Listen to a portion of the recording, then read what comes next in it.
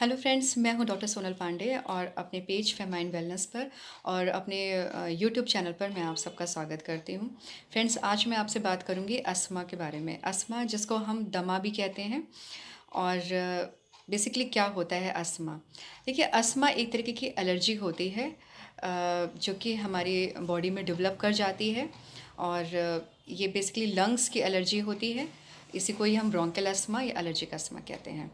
Asthma होता क्या है? अस्थमा देखिए एक तरीके का क्रॉनिक इन्फ्लेमेटरी डिसऑर्डर होता है हमारे एयरवेज का।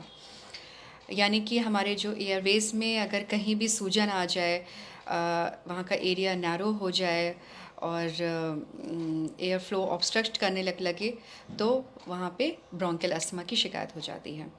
तो जब हम एयरवेज की बात कर रहे हैं तो हमें ये भी जानना ज़रूरी है कि नॉर्मल एयरवेज क्या है। देखिए, हमारी जो बॉडी में जो रेस्पिरेटरी सिस्टम है, इसमें बहुत से ऐसे ऑर्गन्स हैं जो कि ब्रीदिंग में इन्वॉल्व रहते हैं, उसमें हेल्प करते हैं। जैसे इसमें सबसे पहले नोज़ या माउथ की बात करते हैं कि हम जो एयर को इनहेल कर रहे हैं थ्रू नोज़ या माउथ कर रहे हैं, वहाँ से एयर हमारे back of the throat pharynx में जा रही है, देन लैरिंग्स में, देन ट्रैकिया। ट्रैकिया डिवाइड करती है दो ब्रोंकस में और ये जो ब्रोंकस जो है राइट एंड लेफ्ट लंग में जाता है। यहाँ पे जो ब्रोंकस होता है वो छोटे छोटे स्मॉलर ब्रांचेस ब्रोंक्यूल्स में डेवलप होता है और ये जो ब्रोंक्यूल्स होते हैं ये एंड अप होते हैं बैलून लाइक स्ट्रक्चर्स में। एयर सैक्स इसको बोलते हैं, एल्वियोलस इसको बोलते हैं। और इस तरह से हमारे लंग्स में तकरीबन 600 मिलियन एल्वियोलाई कहलाते हैं। इनका प्लूरल फॉर्म एल्वियोलाई होता है। यहीं से ही जो ऑक्सीजन जो हमने एयर इनहेल करी है, तो इसमें जो ऑक्सीजन होती है यहाँ से ही ये ब्लड में जाती है, ब्लड से ये हार्ट में जाती है, हार्ट उसको पूरी बॉडी में पंप करता है इस ऑक्सीजन को। और जो हमारी सेल्स कार्बन डाइऑक्साइड बना रही है इसके उसमें, वो कार्बन डाइऑक्साइड हार्ट हमारे लंग्स में लेकर के जाता है और हम एक्सहेल करने के थ्रू उस कार्बन डाइऑक्साइड को बाहर छोड़ देते हैं। तो ये हमारा नॉर्मल एयरवेज या इसको हम नॉर्मल ब्रीदिंग पैटर्न भी बोलते हैं। अब इस एयरवेज में यानी कि हमारा जो मेन जो कंडक्टिंग विंड पाइप सिस्टम है, इस यहाँ पे ट्रैकिया में या लंग्स में कहीं भी इन्फ्लेमेशन आ जाए, सूजन आ जाए या नैरोइंग हो जाए तो वो अस्थमा की कंडीशन वहाँ पे बन जाती है। तो इसमें होता क्या है कि जहाँ पे अगर एयर फ्लो का ऑब्स्ट्रक्शन हो रहा है तो पेशेंट को जो सिम्टम्स आते हैं वो इस तरह से आते हैं कि रिकरेंट खांसी के अटैक पड़ते हैं, कफ के अटैक पड़ते हैं, स्पेशली नाइट में ज़्यादा होते हैं। सांस लेने में बहुत ज़्यादा दिक्कत होती है पेशेंट को और चेस्ट जो होता है उसमें बहुत ज़्यादा हैवीनेस और टाइटनेस जैसी फीलिंग आती है, पेन भी वहाँ पे रहता है और एक तरीके की विजलिंग साउंड प्रोड्यूस होती है सांस लेने में। और स्लीपिंग ट्रबल्स बहुत ज़्यादा रहती हैं क्योंकि जब कफ़ की टेंडेंसी रहेगी और शॉर्टनेस ऑफ ब्रेथ रहेगी तो स्लीपिंग ट्रबल्स भी बहुत ज़्यादा रहती है। तो ये थे अस्थमा के कुछ सिम्टम्स जो देखे जाते हैं पेशेंट में। अब अस्थमा के कारणों के बारे में बात कर लेते हैं।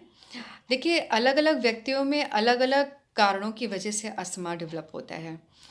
जैसे कि किसी को बहुत अत्यधिक गर्म की वजह से या किसी को बहुत अधिक सर्दी या ठंडी हवा की वजह से अस्थमा यानी एलर्जी की शिकायत हो जाती है, सांस लेने में दिक्कत आती है।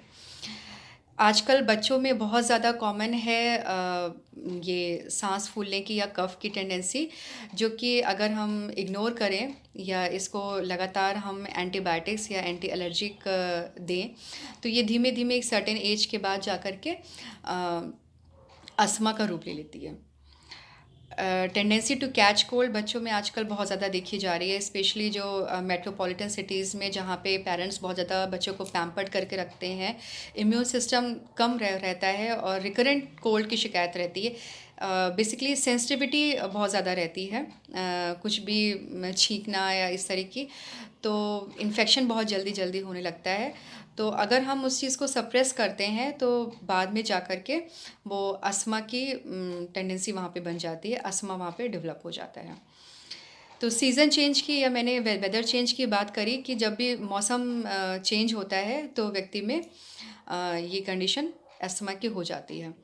तो और भी कई कारण हैं, जैसे कि क्योंकि मैंने बताया कि ये एलर्जिक अस्थमा होता है, तो एलर्जेंस इसमें बहुत ज़्यादा ट्रिगरिंग फैक्टर का काम करते हैं। जैसे किसी को धूल से हो रही है, किसी को धुएं से हो रही है, किसी को पेट्रोल से हो रही है, टोबैको स्मोक से हो रही है। तो इस तरह के बहुत सारे कारण होते हैं।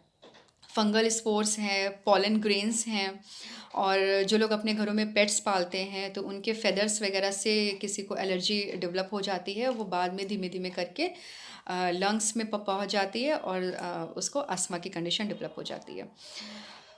और भी कई सारे कारण हैं, जैसे चाइल्डहुड अस्थमा तो मैंने अभी बताया ही आपको कि रिकरेंट साइनोसाइटिस या राइनाइटिस की प्रॉब्लम होने की वजह से बच्चों में देखा गया है कि बाद में अस्थमा बन जाता है।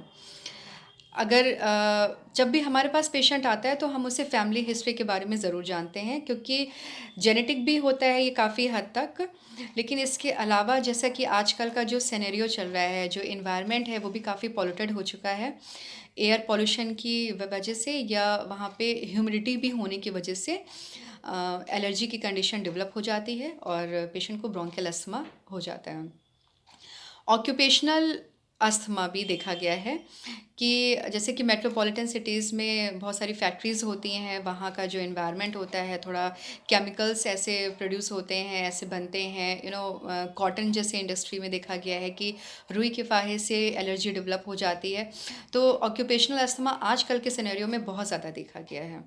साथ ही साथ हम अगर डाइट की बात करें तो कुछ ऐसे फूड प्रिजर्वेटिव्स होते हैं जो कि एलर्जन का काम करते हैं, और इसको लेने से लाइक फ़िश है, मीट है, या कोई भी ऐसी चीज़ है कि जिसको खाने से एलर्जी हो रही है और वो बाद में धीमे धीमे लंग्स में घर कर जाती है। तो बेसिकली अस्थमा को मैं ये कहूँगी कि ये एक तरीके की हाइपर रिस्पॉन्सिवनेस है हमारी बॉडी की, क्योंकि ये एलर्जी होती है। अगर एलर्जी की बात करूँ, एलर्जी अगर स्किन में है तो वो एक्जिमा या आर्टिकेरिया कहलाती है। अगर नोज़ में है, सपोज़ मुझे किसी चीज़ से एलर्जी है, तो मैंने कोई भी चीज़ सूंघ ली, मुझे उससे खांसी हो गई, तो 1 या 2 खांसी तक तो छींक तक तो नॉर्मल है। लेकिन अगर मैं रिकरेंट छींक रही हूँ, तो ये कहीं न कहीं मेरी बॉडी की उस एलर्जन, उस चीज़ के प्रति मेरी हाइपर रिस्पॉन्सिवनेस है।